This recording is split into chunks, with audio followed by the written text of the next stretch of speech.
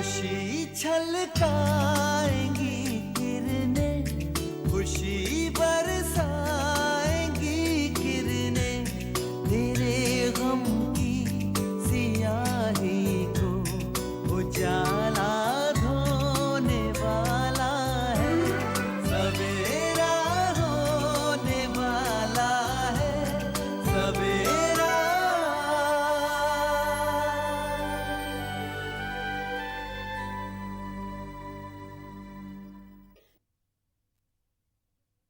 अपने जहन से ख्याल निकाल दीजिए कि मैं शबाना को तलाक दूंगा। कि ये शख्स जो मेरा शौहर है, तुम्हारा बाप है। हामिद से तलाक और खुदकुशी में मेरे लिए कोई फर्क नहीं। मुझे तो लगता है आपकी कोई पर्सनल लाइफ हो ही नहीं सकती और ना ही आपके कोई आगे पीछे। हामिद को वापस आने का मौका दे। मेरा दिल कहता है वो वापस जरूर आएगा। अपनी नाजायज बेटी का नाम बताने से पहले वो कोमा में चले गए। अगर उसे आरजू से शादी करनी थी तो मेरी बेटी से झूठे वादे क्यों किए उसने? आपके पास इस बच्चे की उम्मीद के अलावा भी और बहुत कुछ है शगुफ्ता। उसके शिक्म में पल रही आपकी औलाद। मिर्जा साहब के पास अब मैं खुद जाऊंगा। अब ना ही आरजू का निकाह अकबर से होगा और ना ही समत का ज़ारा से। वैसे हामिद अभी जहनी तौर पर तलाक के लिए तैयार नहीं है, मगर धीरे धीरे हो जाएगा। Good morning sir. Good morning. Any calls for me? No sir, Shagufta ji आई हुई है, अंदर केबिन में आपका इंतजार कर रही है। ओके।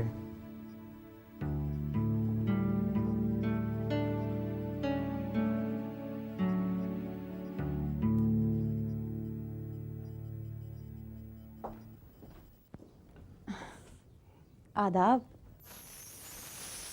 इस तरह सुबह सुबह अचानक? मोहब्बत करने वाले वक्त नहीं देखा करते। मगर वक्त की नज़ाकत और हालात को नजरअंदाज करने में कोई समझदारी नहीं है शगुफ्ता। आने की कोई खास वजह? वो पता नहीं कैसे इमरान को मेरा नया टेलीफोन नंबर मिल गया है। उसने मुझे दोबारा परेशान करना शुरू कर दिया है। मुझे खौफ है कि कहीं उसे मेरे नए घर का पता न मिल जाए। तो इसमें मैं क्या कर सकता हूँ? What can I do? उस शख्स की वजह से मैं किन मुश्किलात से गुजर रहा हूँ ये मैं ही जानता हूँ। मुझे अंदाजा है हामिद, मुझे मालूम है कि अगर इमरान न होता तो हालात इस कदर ना बिगड़ते। इमरान होता या ना होता, मगर ये हालात तो एक ना एक दिन पैदा होने ही थे। मैं ये सब कभी नहीं चाहता। मैंने बार बार तुमसे यही कहा था कि मैं तुम्हारी खातिर अपनी इज़्दिवाजी जिंदगी दांव पर नहीं लगा सकता। मैं शबाना को नहीं छोड़ सकता। मगर आज ऐसे हालात पैदा हो गए हैं कि शबाना मुझसे अलग होना चाहती है, तलाक चाहती है वो मुझसे। तो आपने क्या सोचा है? मैं ना तो कुछ सोचने के लायक रहा हूं और ना ही शबाना से नजरें मिलाने के काबिल।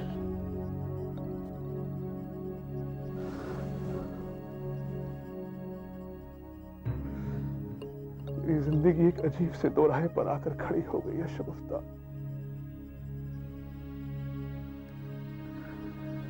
और अफसोस की बात तो यह है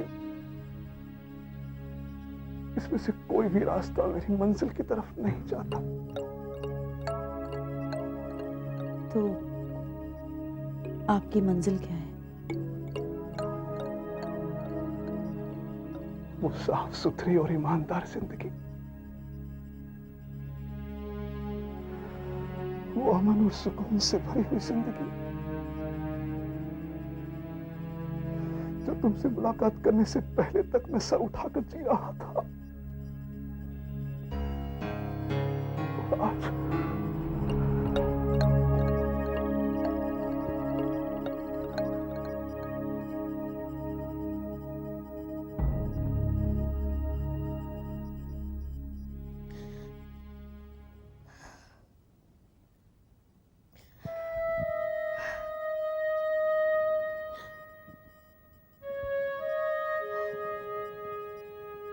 आरजू बेटे, किसके लिए अपने ये बेशकीमती आंसू जाय कर रही हो?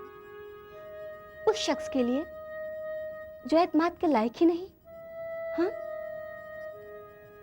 बेटे, तुम्हें तो ये रिश्ता टूटने का अफसोस करने की बजाय खुश होना चाहिए। अम्मी, आप तो जानती हैं कि मैं मनी मन अकबर को अपना सब कुछ मान बैठी हूँ। सब लोग कितने खुश थे अम्मी, किसी ने ख्वाब में भी नहीं सोचा। बेटे देखो, कहते हैं ना, जोड़ियां तो आसमान में ही तय हो जाती हैं। हो सकता है तुम्हारी तकदीर ने तुम्हारे लिए कोई और लड़का लिखा हो। ये तो तकदीर का खेल है, ऊपर वाले की मर्जी है, और उसकी मर्जी को बदलना किसी के इख्तियार में नहीं। उस पे यकीन रखो, आइंदा जो होगा अच्छा ही होगा।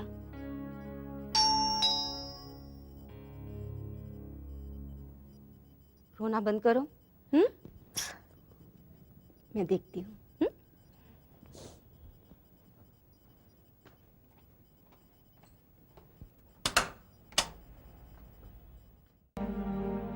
किसके लिए आए हो? अगर आप मुझे अंदर आने की इजाजत दें तो कुछ बात करना चाहता हूं। आओ।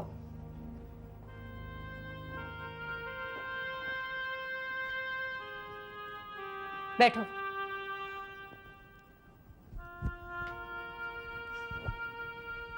आरजू बेटे, अपने समद भाईजान और अब्बू को भेजो। जी अम्मी।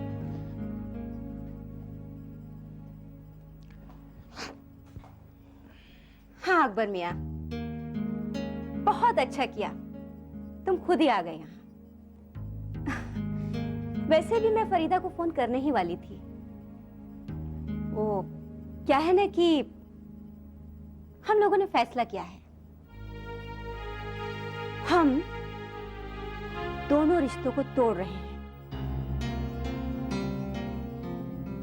बहुत बुरा किया है तुमने हमारे साथ। खाला, आप मुझे बचपन से जानती हैं। क्या आपको लगता है कि मैं आदाब अंकल।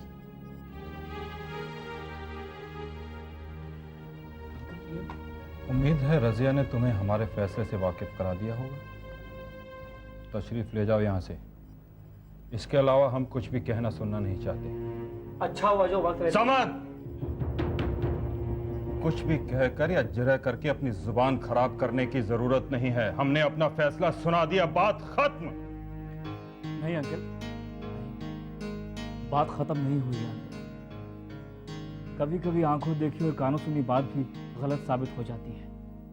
देखिए, मेरी आपसे गुजारिश है, आप मुझे सफाई पेश करने का मौका दीजिए। मेरी बात गौर से सुनिए, उसके बाद फैसला कीजिए। ताज्जुब है, इतना सब कुछ होने के बावजूद भी तुम सफाई पेश करना चाहते हो? जी। खैर, कहो क्या कहना चाहते हो? अंकल, मैं अम्मी की कसम खाकर कहता हूँ, तसरीन को हमेशा एक दोस्त समझा है मैंने। जब भी उससे मिला, एक दोस्त की हैसियत से मिला। उसे मैंने कभी कोई सब्ज ख्वाब नहीं दिखाए, ना ही उसकी मोहब्बत हासिल करने के लिए उससे निकाह का झूठा वादा किया मैंने, कभी नहीं। लेकिन उसके अब्बू का तो कुछ और ही कहना है। सब गलत बात है खाला। वो लड़की पागल है, एकदम पागल है वो। अगर उसे मुझसे मोहब्बत हो गई है तो इसमें मेरा क्या कसूर है? और उसके अब्बू आफताब खान ने मुझे अपनी बेटी के लिए दौलत से खरीदना चाहा। मुझ पर दबाव डाला उन्होंने, मेरा जीना हराम कर दिया।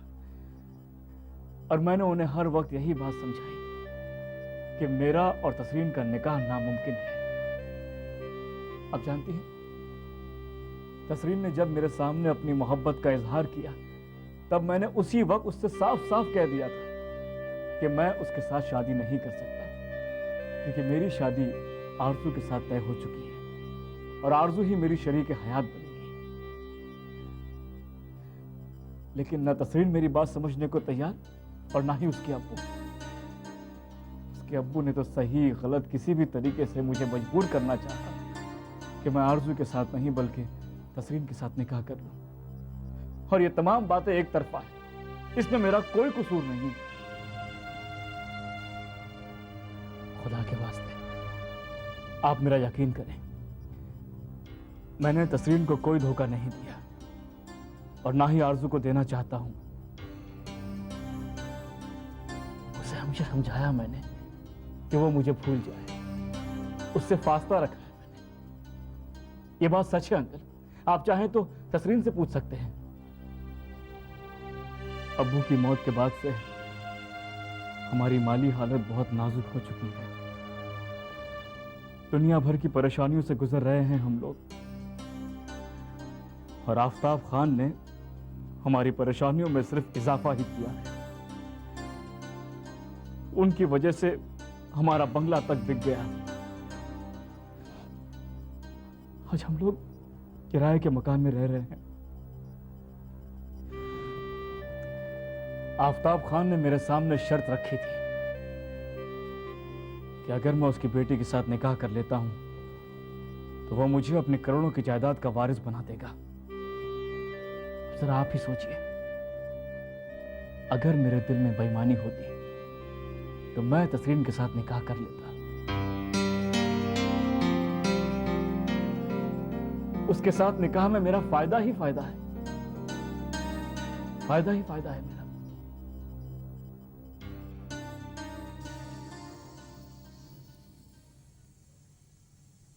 तसरीन,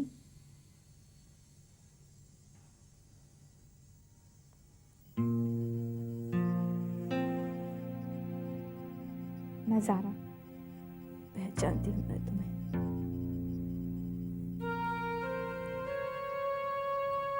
तुम्हारी इस हालत की मैं जिम्मेदार हूँ।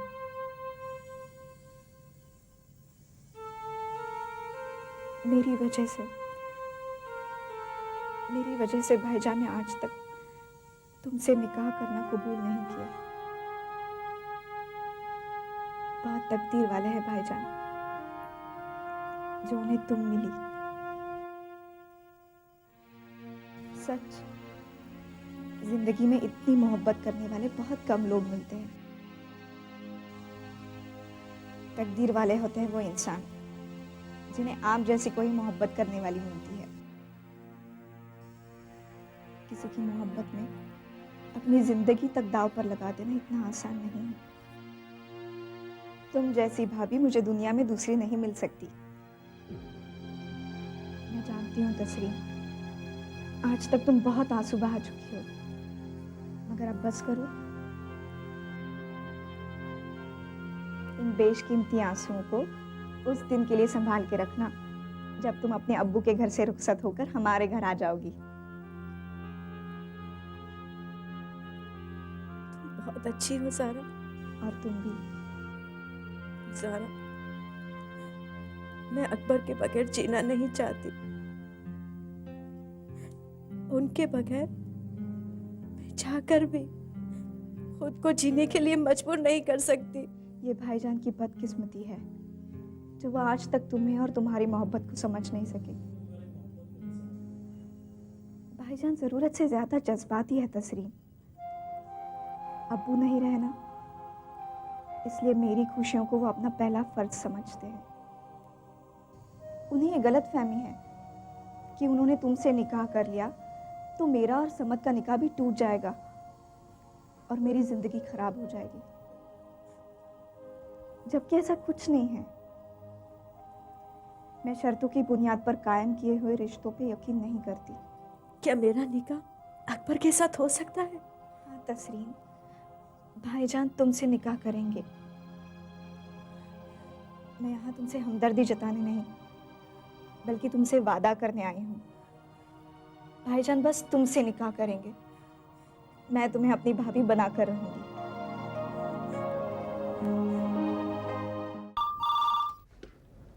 हेलो हेलो, क्या मैं शगुफ्ता, सकीना बोल रही हूँ। आदाब। आदाब। कैसी हो? बस जैसे तैसे जी रही हूँ। शगुफ्ता, मेरे रहते तुम इस किस्म की बातें मत किया करो। हामिद से मुलाकात हुई? हाँ, उन्हीं से मिलकर आ रही हूँ। बहुत अच्छे। शगुफ्ता, मैं जानती हूँ कि वो तुम्हारे साथ ठीक से पेश नहीं आता, मगर तुम उसके साथ मिलना जुलना जारी रखना। काफ़ी अरसे से आपसे मुलाकात नहीं हुई। कुछ बातें करनी थी, क्या आप मुझे मिल सकती हैं? अरे, तुमसे मिलने के लिए तो मैं आधी रात को भी तैयार हूँ। मेरी सारी उम्मीदें तुम पर जो टिकी हैं। क्या आप एक आध घंटे में मुझे कहीं बाहर मिल सकती हैं? मैं इसी तरफ आई हुई हूँ। तुम एक काम करो, फौरन मेरे घर चली आओ। घर? ये आप क्या कह रही हैं? घबराओ नहीं, मैं इस वक्त घर में अकेली हूँ। शबाना डॉक्टर के पास गई है चेकअप के लिए। तुम बेखौफ होकर चली आओ। नहीं नहीं, अगर आप मुझे कहीं बाहर मिलेंगी तो बेहतर होगा। देखो शगुफ्ता, मैं तुम्हें कह रही हूँ तो कुछ सोच समझ कर ही कह रही हूँ। और फिर एक दिन तो तुम्हें इस घर में आना ही है हमेशा के लिए, तो एक दफ़ा आकर ये घर भी देख जाओ। हाँ, मगर कहीं कुछ ऐसा वैसा ना। पता तो मालूम है ना तुम्हें? जी ठीक है, मैं तुम्हारा इंतज़ार कर रही हूँ। तुम बेफिक्र होकर बेखौफ होकर फौरन चली आओ। खुदा हाफिज़।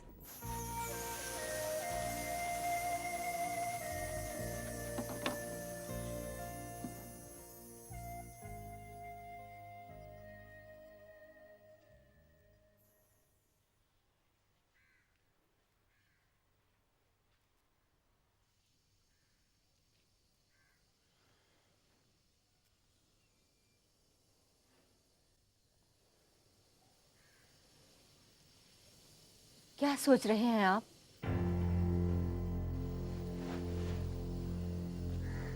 तुम क्या सोच रही हो? मैं सोच रही हूँ कि अकबर सच कह रहा है। मैं भी यही महसूस कर रहा हूँ। मैं भी यही सोच रहा हूँ कि अकबर हमसे झूठ नहीं बोलेगा। देखिए ना, अब अगर लड़की और उसका बाप ही अकबर के पीछे पड़ जाएं, तो इसमें अकबर का कोई कसूर नहीं। तुम एक काम करो, तुम फरीदा से बात करो और उससे कहो कि हमारी सारी गलतफहमियां दूर हो चुकी हैं, मगर हम निकाह में और ज्यादा ताखीर करना नहीं चाहते। हम अगले महीने बच्चों के निकाह करके इस जिम्मेदारी से फारिग हो जाना चाहते हैं। मुझे यकीन है अम्मी, अब उनकी गलतफहमियां दूर हो गई होंगी। मैंने पूरी ईमानदारी से उन्हें सब कुछ बता दिया था। जब तुमने सब कुछ बता दिया तो उन लोगों ने क्या कहा? कहा तो कुछ नहीं, लेकिन उनके चेहरे से लग रहा था कि उन्हें मेरी बातों पर यकीन हो रहा है। वरना मेरे पहुंचने से पहले तो उन्होंने फैसला कर लिया था कि वो दोनों रिश्ते तोड़ देंगे। अल्लाह सब कुछ ठीक करेगा। हेलो, रजिया बोल रही हूँ। अस्सलाम वालेकुम खाला, मैं अकबर बोल रहा हूँ। बेटे, अपनी अम्मी को फोन दो। जी जी जरूर। रजिया खाला का फोन है आपके लिए। हाँ रजिया, बोलो। फरीदा, जो कुछ भी हुआ है उसे हम भूलने को तैयार हैं। और फिर अकबर ने भी सारा किस्सा बयान कर दिया है, हमें उस पर यकीन है। बहुत बहुत शुक्रिया रजिया, बहुत बहुत शुक्रिया। अल्लाह बहुत मेहरबान है जो सही वक्त पर तुम्हारी गलतफहमी दूर हो गई। ये मेरा तुमसे वादा है रजिया। मेरे दोनों बच्चे बहुत नेक और शरीफ हैं। वो तुम्हें कभी भी शिकायत का मौका नहीं देंगे। अब बस भी करो फरीदा, तुम्हारे दोनों बच्चों को हम जानते नहीं क्या? वो तो हालात ही ऐसे बन गए थे कि हमें शक करने पर मजबूर होना पड़ा। रजिया, एक बात का ख्याल रखना, आफताब खान आइंदा भी तुम्हारे दिमाग में गलतफहमी पैदा करने की कोशिश करेगा। तुम उसकी बातों पर तवज्जो मत देना। अब छोड़ो भी फरीदा, और बिना किसी नानुकुर के अपने दोनों ही बच्चों की अगले ही महीने निकाह की रजामंदी दो। भाई, अब हम और इंतजार नहीं करना चाहते। और हाँ, दोनों निकाह एक साथ होंगे। हाँ, हम भी यही चाहते हैं कि जल्द से जल्द दोनों बच्चियां अपने अपने घरों में पहुंच जाएं, तो सुकून नसीब हो हमें। क्या हुआ, खामोश क्यों हो? कोई एतराज है तुम्हें? एतराज कैसा? ये तो बड़ा नेक ख्याल है तुम्हारा। मैं काजी साहब से तारीख निकलवा लेती हूँ। बेहतर है। तो ये तय रहा कि अगले ही महीने के किसी मुबारक दिन दोनों बच्चों के निकाह एक साथ होंगे। हाँ हाँ बिल्कुल। खुदा हाफिज, जल्द ही मिलेंगे। खुदा हाफिज। अम्मी क्या हुआ? वो लोग अगले ही महीने तुम दोनों का निकाह करवा देना चाहते हैं और मैंने उसमें अपनी रजामंदी दे दी है। बेटा, अब इन हालात में उन्हें ज्यादा टालना मुनासिब नहीं समझा मैंने। मैं जानती हूँ खर्चों का बंदोबस्त तो नहीं नहीं अम्मी, आपने सही किया। नहीं, पैसों का इंतजाम तो हो ही जाएगा। हाँ, आपने अच्छा किया अम्मी, अच्छा किया आपने। मैं देखती हूँ।